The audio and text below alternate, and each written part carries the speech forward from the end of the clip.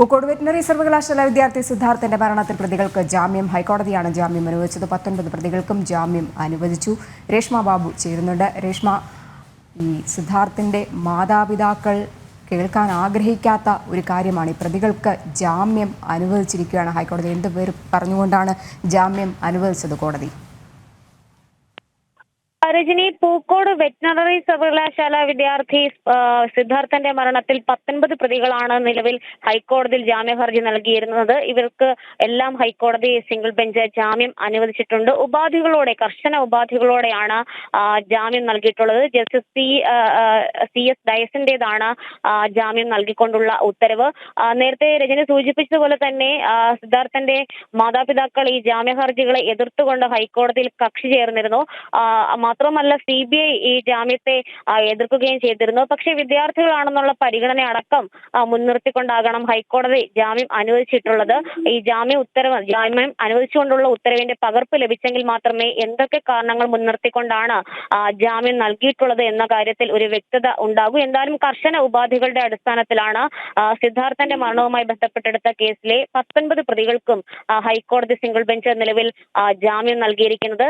സാക്ഷികളെ സ്വാധീനിക്കുവാനോ തെളിവുകൾ നശിപ്പിക്കുവാനോ പാടില്ല. മാത്രവുമല്ല ഈ കേസിനെ സ്വാധീനിക്കുന്ന തരത്തിലുള്ള കാര്യങ്ങളിലേക്കോ നടപടികളിലേക്കോ കടക്കുവാൻ പാടില്ല തുടങ്ങിയ ഉപാധികളും ഹൈക്കോടതി മുന്നോട്ട് വെച്ചിട്ടുണ്ട്.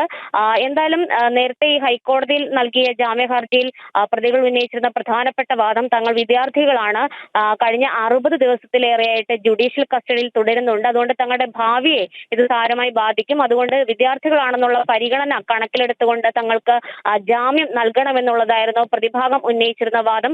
ഹൈക്കോടതിയിൽ CBI അന്തിമ റിപ്പോർട്ട് അടക്കം കോടതിയുടെ നിർദ്ദേശപ്രകാരം നേരത്തെ സമർപ്പിച്ചിരുന്നു. ഇതിനടക്കം ഗുരുതരമായിട്ടുള്ള ആരോപണങ്ങളും കണ്ടെത്തലുകളുമായിരുന്നു പ്രതികൾക്കെതിരെ ഉണ്ടായിരുന്നത്. കേസ് ഡയറി അടക്കം പരിശോധിച്ച ശേഷമാണ് ഹൈക്കോടതി സിംഗിൾ ബെഞ്ച് പ്രതികൾക്ക് ജാമ്യം അനുവദിച്ചിരിക്കുന്നത്.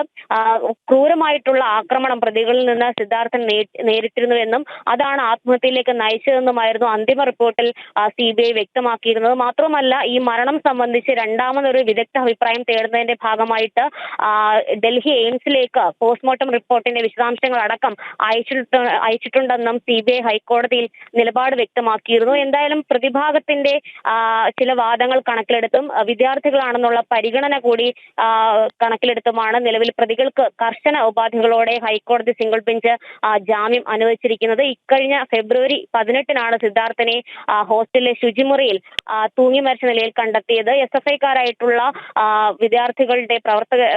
പ്രവർത്തകരായിട്ടുള്ള വിദ്യാർത്ഥികളുടെ ക്രൂര പീഡനമാണ് സിദ്ധാർത്ഥന്റെ മരണത്തിലേക്ക് നയിച്ചതെന്നാണ് CBI കണ്ടെത്തിയിട്ടുള്ളത്. എന്തായാലും നിലവിൽ ജസ്റ്റിസ് CS ഡയസിന്റെ ബെഞ്ചാണ് 19 പ്രതികൾക്കും ജാമ്യം നൽകിയിട്ടുള്ളത്.